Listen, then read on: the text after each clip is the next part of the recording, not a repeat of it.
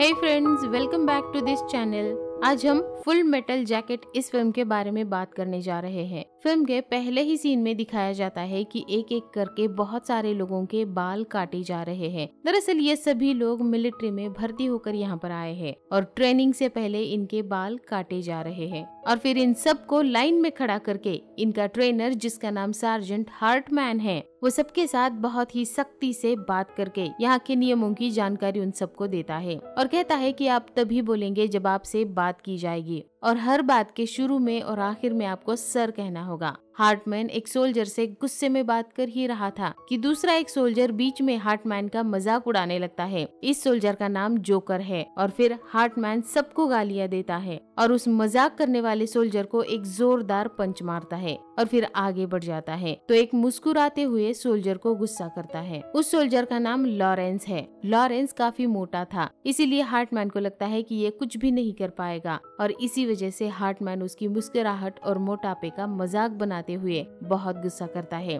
लेकिन फिर भी लॉरेंस की मुस्कुराहट कम नहीं होती और ये देखकर हार्टमैन उसका गला दबाता है, जिससे लॉरेंस बहुत डर जाता है। फिर सुबह सुबह इनकी ट्रेनिंग शुरू हो जाती है। दिन भर इनसे कसरत करवाई जाती है और एक बार ट्रेनिंग के दौरान लॉरेंस से गलती हो जाती है तो हार्टमैन उसे मारता है और एक छोटे बच्चे की तरह उसकी पैंट निकालकर अंगूठा चूसते हुए चलने की सजा देता है। फिर रात में सभी को अपनी अपनी गन के साथ सोने को कहा जाता है और बताया जाता है कि ये गन उनके लिए कितनी जरूरी है। अपनी गन के सिवा ये लोग बेकार है और उनकी गन उनकी प्रेमिका की तरह है। फिर दूसरे दिन फिर से इनकी ट्रेनिंग शुरू हो जाती है। ट्रेनिंग तो पहले ही बहुत हार्ड होती है और उसमें भी पूरी ट्रेनिंग के दौरान लॉरेंस को अपने मोटापे की वजह से बहुत दिक्कत हो रही थी और किसी भी एक्सरसाइज को वो अच्छी तरह से नहीं कर पा रहा था। इसी वजह से हमेशा हार्टमैन से इसे डांट पड़ती रहती है और इस दिन भर की मुश्किल ट्रेनिंग से शाम तक लॉरेंस की हालत बहुत खराब हो जाती है और अब उसे ठीक से चलना भी नहीं हो रहा था। तब जोकर उसे चलने के लिए सहारा देता है और फिर रात में जब ये सभी लोग सो रहे थे तभी हार्टमैन यहाँ आकर सबको नींद से उठाता है। यहाँ बात करते हुए उसे पता चलता है कि जोकर नास्तिक है तो हार्टमैन उसे मारता है, लेकिन फिर भी जोकर की सोच नहीं बदलती।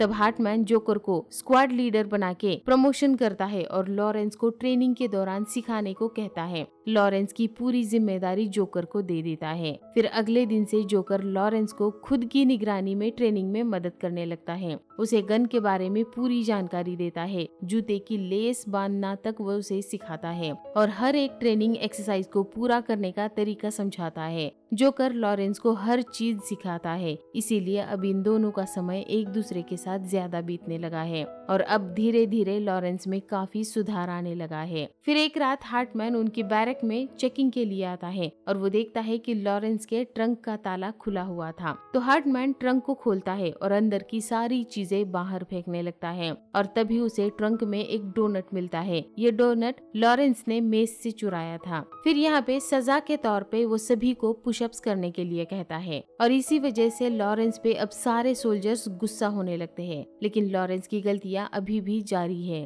और उसकी गलतियों की सजा स्क्वाड में सभी को अब दी जा रही है और अब सबका गुस्सा लॉरेंस पे बढ़ता ही जा रहा है। तो रात में सभी सोल्जर अपने अपने साबुन को तौलिया में डालकर लॉरेंस को पकड़कर पीटने लगते हैं और इसमें लॉरेंस को बहुत ही ज्यादा दर्द होता है और लॉरेंस को लगता है कि जोकर उसकी मदद करेगा, लेकिन सभी का साथ देते हुए जोकर भी उसे पीटने लगता है। लॉरेंस दर्द की वजह से जोर जोर से रोने लगता है, लेकिन सभी लोग उसकी चीखें और रोने की आवाजों को नजरअंदाज करने लगते हैं। कोई भी उसकी आवाज सुनना नहीं चाहता है, इसीलिए सभी लोग अपने अपने कान पे हाथ रखकर सोने की कोशिश करने लगते हैं। फिर अगले दिन सुबह फिर से इनकी ट्रेनिंग शुरू हो जाती है। रात के हादसे का लॉरेंस पे बहुत गहरा असर होता है। वो बिल्कुल गुमसुम हो जाता है। राइफल को साफ करते वक्त खुद से ही वो बातें करने लगता है, अजीब हरकतें करने लगता है और इसकी ये बुरी हालत जोकर समझ जाता है। फिर जोकर को लगता है कि लॉरेंस पागल हो रहा है और ये बात वो अपने साथी को बताता है। अब धीरे धीरे लॉरेंस के निशाने में काफी सुधार आया हुआ है और ये देखकर हार्टमैन उस पे बहुत खुश हो जाता है और वो लॉरेंस को शाबाशी देता है और अब लॉरेंस ट्रेनिंग में बहुत अच्छा प्रदर्शन करने लगता है। समय ऐसे ही बीतने लगता है और कुछ दिनों के बाद इनकी ट्रेनिंग खत्म हो जाती है और अब ये सभी लोग सैनिक बन चुके हैं। लॉरेंस ने भी अपनी पूरी ट्रेनिंग कर ली है और वो भी अब एक सैनिक बन चुका है। आज की रात इन सभी के लिए ट्रेनिंग कैंप में आखिरी रात है और कल इनको वॉर में भेजा जाएगा। रात में पहरे का काम जोकर को दिया जाता है और गश्त लगाते हुए उसे बाथरूम से आवाजें आने लगती है। तब वो अंदर जाके देखता है, अंदर लॉरेंस गन के साथ बैठा था। इसके चेहरे पे बहुत ही डरावनी मुस्कुराहट थी और वो मैगजीन में गोलियां भरने लगता है। तब जोकर उसे कहता है कि अगर हार्टमैन यहाँ आया तो वो हम दोनों को भी यहाँ से निकाल देगा। तब लॉरेंस जोर जोर से चिल्लाते हुए ट्रेनिंग एक्सरसाइज करने लगता है और इसकी आवाज से सोए हुए सभी लोग उठ जाते हैं। हार्टमैन भी नींद से उठकर यहाँ पर आता है और इन दोनों पे गुस्सा करते हुए चिल्लाने लगता है और लॉरेंस की राइफल को लेने के लिए आगे बढ़ता है, लेकिन लॉरेंस पागल होके हार्टमैन पे गोली चलाता है, जिससे हार्टमैन की मौत वहीं पर हो जाती है। और वहीं पे खड़े जोकर को लगता है कि अब लॉरेंस उसे भी गोली मार देगा। वो बहुत डर जाता है, पर लॉरेंस खुद ही को गोली मार देता है और खुदकुशी कर लेता है और समय ऐसे ही बीतता है। और अब जोकर वियतनाम में है। यहाँ पर वो जर्नलिज्म का काम कर रहा है, इसीलिए वो अपने एक साथी फोटोग्राफर के साथ कैंप के बाहर जाता है। तब एक चोर उनका कैमरा छीन के भाग जाता है और फिर ये लोग कैंप में वापस चले जाते हैं। यहाँ पर जोकर के सीनियर ऑफिसर उसे समझाते हैं कि हमें अपने न्यूज आर्टिकल में किस तरह की न्यूज चाहिए और उसमें किस तरह के शब्दों का इस्तेमाल करना चाहिए। और फिर वियतनामी न्यू ईयर की रात को जोकर अपने बैरक में अपने साथियों से कहता है कि वो असली वॉर में जाना चाहता है। न्यूज रिपोर्टिंग करते करते अब वो थक गया है। इनकी बातें चल ही रही थी कि तभी इनके कैंप में वियतनामी हमला कर देते हैं। चारों तरफ से गोलियां चलने लगती है और बम फटने लगते हैं। तो जोकर और उसके सभी साथी भागते हुए चेक पॉइंट पे जाते हैं और दुश्मनों का मुकाबला करके उन्हें खत्म कर देते हैं। फिर जोकर और उसका साथी राफ्टमैन, उन दोनों को भी साथ में वॉर में फील्ड पे भेजा जाता है और जाते हुए हेलीकॉप्टर का गनर अपनी मशीन गन से आम वियतनामी सिविलियंस को गोलियां मारकर खत्म कर देता है। वो जोकर को बताता है कि मैंने 157 लोगों को और 50 भैंसों को खत्म किया है और मैंने औरतों और बच्चों को तक नहीं छोड़ा, इसीलिए तुम मेरे ऊपर कहानी लिखो। फिर ये दोनों हेलीकॉप्टर से उतरकर आगे बढ़ते हैं तो इन्हें एक गड्ढे में 20 लाशें दिखाई पड़ती हैं। इन लाशों को चूना लगा के ढक दिया गया था। वही बाजू में खड़े लेफ्टिनेंट से जोकर इन लोगों के बारे में जानकारी लेता है। लेफ्टिनेंट उसे बताता है कि ये सब वियतनामी सिविलियंस हैं जो विनम्र तरीके से री एजुकेशन की मांग करने के लिए आए थे। उन सबको गोली मार दी गई है और कुछ को तो उन्होंने जिंदा दफन कर दिया है। इनकी बातें चल ही रही थी कि तभी कर्नल आकर जोकर को पूछता है कि तुम्हारे हेलमेट पे बॉर्न टू किल लिखा है और तुम्हारे छाती पे शांति का प्रतीक लगा हुआ है, तुम इसे मजाक बना रहे हो, इसका आखिर क्या मतलब है? जवाब में जोकर कहता है कि ये इंसान के दोगलेपन का एहसास हमें दिलाता है।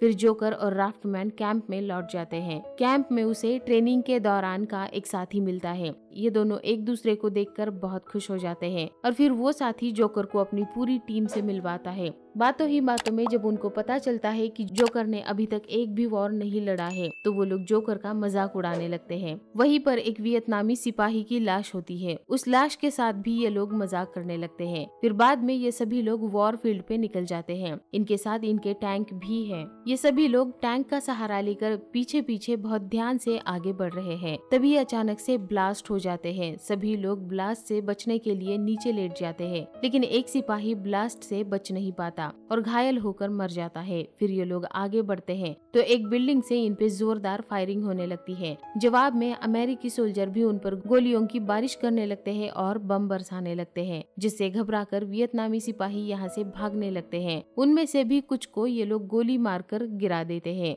और अब ये पूरा इलाका अमेरिकन सैनिकों ने कब्जे में कर लिया है। दूसरी तरफ इनके जो दो साथी मरे हुए थे उनकी लाशों को देखकर जोकर और उसके सभी साथी बहुत दुखी हो जाते हैं और फिर इन सब का इंटरव्यू लिया जाता है। इसमें सभी सोल्जर अपना अनुभव और अपनी सोच साझा करते हैं। दूसरी तरफ परफ्यूम नदी के पास वियतनामियों ने कब्जा कर लिया है, इसीलिए अमेरिकन सोल्जर पेट्रोलिंग के लिए उधर निकलते हैं और आगे बढ़ते बढ़ते स्क्वाड लीडर को एक खिलौना दिखाई देता है। तो ये जैसे ही उस खिलौने को उठाता है वैसे ही वहाँ एक बहुत बड़ा ब्लास्ट हो जाता है। दरअसल दुश्मनों ने इस तरह के जाल हर जगह पर बिछाए हुए थे। इस ब्लास्ट में स्क्वाड लीडर की मौत हो जाती है और इस वजह से अब जोकर का दोस्त स्क्वाड लीडर बन जाता है। अमेरिकन आगे बढ़ते ही रहते हैं। ये पूरा का पूरा शहर तहस नहस हो चुका था और यहाँ इनको समझ में आता है कि ये लोग गलत रास्ते पर आगे बढ़ रहे हैं। ये रास्ता भटक गए हैं और यहाँ से आगे बढ़ने का रास्ता देखने के लिए 8 बॉल्स नाम का सोल्जर अकेले ही आगे जाता है। तब उस पे एक बिल्डिंग से एक वियतनामी स्नाइपर गोली चलाता है, जिसे 8 बॉल्स घायल हो जाता है। तब सारे अमेरिकन सिपाही हर बिल्डिंग पे अंधाधुंध गोलियां चलाने लगते हैं, क्योंकि इन्हें पता नहीं है कि दुश्मन स्नाइपर कहाँ छुपा हुआ है। कुछ देर बाद ये फायरिंग रोकते हैं। तब वो स्नाइपर 8 बॉल्स पे और एक गोली चलाता है। तब एनिमल मदर नाम का अमेरिकन सोल्जर फिर से अंधाधुंध गोलियां चलाने लगता है। फिर स्क्वाड लीडर रेडियो से अपनी लोकेशन और 8 बॉल्स की घायल होने की खबर हेडक्वार्टर को दे देता है और टैंक सपोर्ट की मांग करता है। तभी वियतनामी स्नाइपर 8 बॉल्स पर फिर से तीसरी गोली चलाता है। तब एनिमल मदर बिल्डिंग पे गोलियां चलाने लगता है। स्क्वाड लीडर एनिमल मदर को गोलियां चलाने से मना करता है, लेकिन एनिमल मदर कहता है, मैं अपने साथी को ऐसे ही मरने के लिए नहीं छोड़ सकता। तो एक सोल्जर 8 बॉल्स को बचाने के लिए जाता है। तब वियतनामी स्नाइपर उस दूसरे सोल्जर को भी गोली मारता है। तो वो सिपाही भी जोर जोर से चिल्लाने लगता है। तब स्क्वाड लीडर फिर से हेडक्वार्टर से टैंक सपोर्ट की मांग करता है और तब उसे बताया जाता है कि इन्हें टैंक सपोर्ट मिलने वाला नहीं है। तब ये लोग पीछे हटने का फैसला करते हैं, पर एनिमल मदर को पीछे हटना मंजूर नहीं था। उसे लगता है कि वियतनामी स्नाइपर अकेला है। फिर एनिमल मदर गोलियां चलाते हुए 8 बॉल्स की तरफ बढ़ने लगता है और नजदीक जाके उसको स्नाइपर कहाँ है पूछता है। यहाँ पर 8 बॉल्स मर चुका था और यहाँ जो दूसरा सिपाही जख्मी था वो स्नाइपर कहाँ है इशारे से बताता है। तभी वियतनामी स्नाइपर उसे भी गोली मारकर खत्म कर देता है। फिर एनिमल मदर पीछे रुकी अपनी टीम को चिल्लाकर वियतनामी स्नाइपर की लोकेशन बताता है। तब पूरी टीम छुपते हुए आगे बढ़ती है। तभी दुश्मन स्नाइपर इनके स्क्वाड लीडर को गोली मारता है, जिसमें उसकी मौत हो जाती है। तो ये सभी लोग बहुत दुखी हो जाते हैं और थोड़ी देर बाद आगे बढ़ते हैं। इस बार ये लोग स्मोक बम का इस्तेमाल करते हैं और धुएं की आड़ में आगे बढ़कर दुश्मन स्नाइपर की बिल्डिंग में पहुंच जाते हैं और अलग अलग होकर दुश्मन को ढूंढने लगते हैं। जोकर को दुश्मन स्नाइपर दिखाई पड़ता है। जोकर उस पे गोली चलाने के लिए ट्रिगर दबाता भी है, लेकिन गोली नहीं चलती, गोली अटक जाती है और इसकी आवाज से दुश्मन स्नाइपर जोकर को देख लेता है और इस पर गोलियां चलाता है।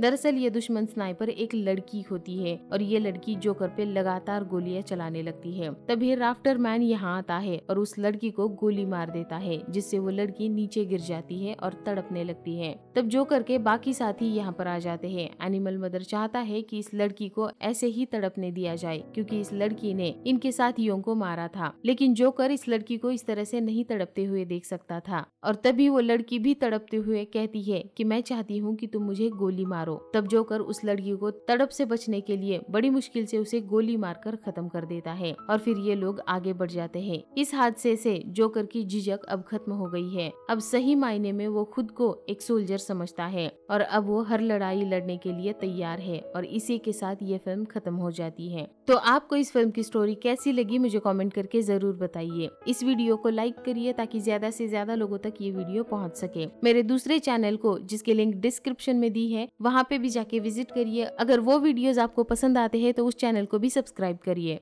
And finally thanks for watching. Bye bye.